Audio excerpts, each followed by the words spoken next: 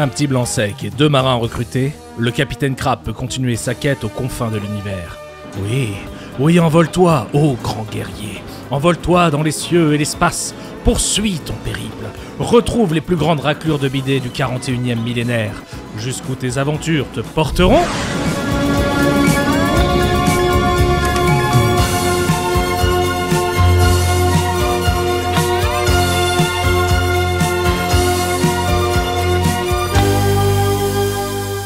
C'est quand même marrant ce qu'on peut faire avec un logiciel de montage. Salut à tous, c'est Antoine et aujourd'hui on continue notre kill team à la sauce Rock Trader en recrutant un petit gars qui a pas froid aux yeux. Donc direction la première ligne à la rencontre de notre grenadier d'assaut.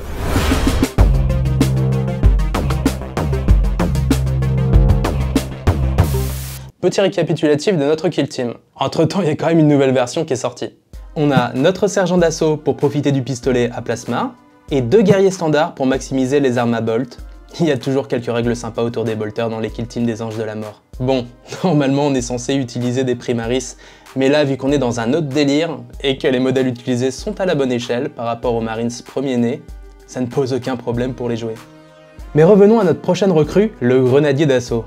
Grosso modo, il a accès aux grenades frag et aux grenades crack en équipement gratos, et il a un bonus à la touche de +1, donc c'est vraiment pas dégueu, que ce soit contre les kill teams élites avec quelques guerriers robustes, ou plus populeuses qui vont avoir tendance à rester plus groupées. Niveau inspiration pour notre bonhomme, on va essayer de reproduire l'esprit de ce vieux dessin présent dans le livre de règles de Rock Trader. Lui, il a le full package années 80, avec le casque à bec, les dessins rigolos sur le visage, les mots doux sur les épaulières, il a même un doigt d'honneur sur son casque. Mais bon, là ça cause, mais ça peint pas trop les figurines, donc sans attendre, on va se lancer dans notre kit bash. On va reprendre notre grab de Marines de l'Horus Heresy pour récupérer le corps de notre petit bonhomme. On va juste récupérer une main avec pistolet bolter et une autre avec épée tronçonneuse du kit classique des Space Marines. Ouais, kit bash c'est un bien grand mot pour le coup, mais c'est plutôt cool de ne pas trop avoir à se casser la tête pour une fois. Ça change un peu. On va donc assembler tranquillou le corps de notre grenadier, puis utiliser une perceuse manuelle pour le canon du pistolet. Ensuite, on va se servir d'un peu de milliput pour permettre de placer les bras plus librement et pour recouvrir les grilles d'aération du casque. Ça devrait faciliter la petite galère du freehand pour dessiner le sourire. On va faire de même pour l'épaulette droite sur laquelle on va effectuer du freehand et rajouter des petites grenades présentes dans le kit de l'Horus Heresy sur l'épaulette gauche. Est-il pas beau notre grenadier? Bon, en vrai pas trop, mais c'est pour ça que la peinture existe, donc un petit coup de sous-couche noire et on va pouvoir commencer à lui mettre quelques couleurs. Mais avant ça, parlons un peu du schéma de peinture de notre grenadier. Mais avant ça, si vous n'êtes pas encore abonné, n'hésitez pas, c'est le moment! De nombreuses aventures attendent encore l'équipe du Capitaine Crabbe, et si vous voulez nous soutenir dans nos projets et permettre à plus de monde de découvrir la chaîne, on compte sur vous pour laisser un pouce bleu si la vidéo vous a plu, à la partager, commenter, c'est le plus beau sur YouTube, alors pourquoi s'en priver? Sur ce, revenons à notre schéma de peinture. Sur l'artwork, on peut voir que ce gars-là, c'est du Blood Angel. Et pour rendre le truc un peu plus croustillant, je suis allé chercher du côté des chapitres successeurs pour un peu plus d'originalité. Après avoir fait le tour des flèches tireurs, des blood drinkers, ou encore de mes petits chouchous, les flèches eaters, le problème reste le même. Ils ont tous une armure rouge et moi j'ai déjà un gars en armure rouge et l'idée de ma kill team c'est aussi d'avoir des couleurs qui diffèrent pour chaque Marines. Heureusement, les Blood Angels proposent un schéma de couleurs alternatif pour les membres des compagnies de la mort, c'est-à-dire les Marines atteints par la rage noire et envoyés en première ligne pour un dernier baroud d'honneur, et aussi pour servir encore un peu à quelque chose avant de passer l'arme à gauche. Une armure tout en noir, et si généralement on utilise du gris pour éclaircir une armure noire, je vais vous montrer une autre technique pour donner un peu de matière à tout ce bazar. C'est une technique que j'ai utilisée sur mes Black Templars, en hommage à la 3e édition de Warhammer avec lequel j'ai découvert le jeu, et c'est, perso, le style que je préfère pour travailler du noir. Pour ça, on va utiliser du noir brillant par Prince Auguste. Comme vous pouvez vous en douter, ça sent le mec qui est parti acheter de la peinture noire dans un magasin et qui n'a pas pris le temps de lire l'étiquette. Mais au final, cette peinture, elle est vraiment super cool. On va en appliquer sur l'intégralité de l'armure.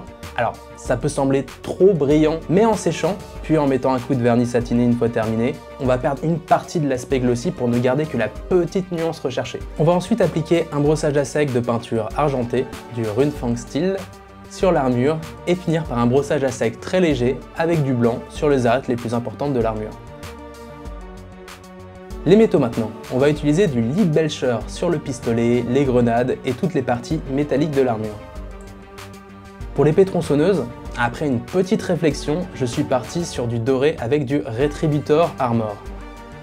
Les Hades Company sont de grands guerriers, animés d'une foi inébranlable envers l'empereur et leurs frères d'armes. Mais bon, là, comme on est sur un autre délire avec Rock Trader, on va lui donner un côté un peu bling bling dans son équipement. S'il lui reste plus beaucoup de temps à vivre, autant brûler la chandelle par les deux bouts. On va aussi lui mettre du doré sur la petite balle accrochée à son pistolet. J'aime même dire qu'il se la laisse de côté pour lui en cas de situation problématique. Pour les derniers détails, on va mettre du vert sur les grenades pour ajouter un peu de couleur à notre armure, et du Corax White sur le holster et la poignée de l'épée tronçonneuse avant d'y appliquer du Snakebite Laser. Il ne reste plus qu'à reproduire la fameuse croix de la Compagnie de la Mort sur l'épaulette avec du corner red avant de passer sur les lavis. Les lavis les plus rapides de l'univers au passage. On va juste mettre un peu de Nuln Oil sur les parties métalliques comme les armes, les grenades et les jointures de l'armure, puis un peu de Reckland Flesh Shed sur les parties dorées comme l'épée tronçonneuse et sa petite balle perso. Après ça, il ne nous reste plus qu'à passer au dernier détail et notre petit gars sera prêt à rejoindre l'équipe. Bon, les derniers détails. Il y a quand même pas mal de freehand un peu relou à exécuter, donc va encore falloir y passer un petit moment avant d'avoir terminé. Pour commencer, le plus simple. Un peu de vert moyen sur les grenades et du Evilsen Scarlet pour la croix de l'épaulette, question de raviver un peu les couleurs. Puis on va faire un mélange moitié-moitié de Retributor Armor et de Runefang Steel pour éclaircir les parties dorées. Après ça, un peu de Runefang Steel sur les arêtes de l'épée et on peut s'attaquer au plus difficile. Instant passion, instant freehand, on va commencer par dessiner le visage sur le casque. Les yeux, le sourire...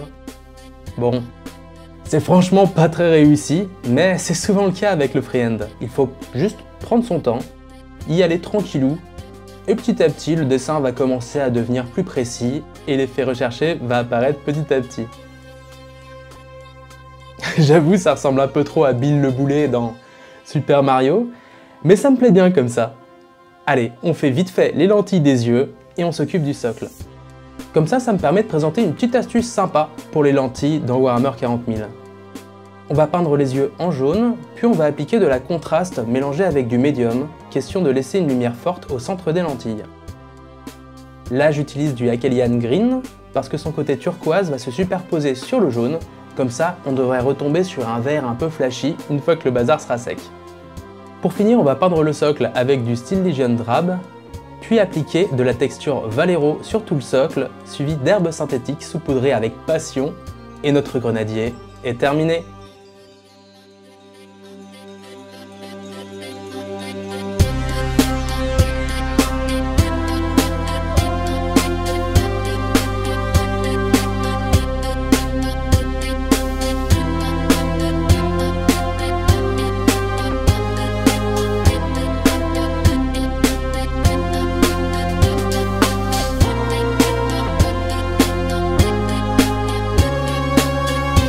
Et de 4.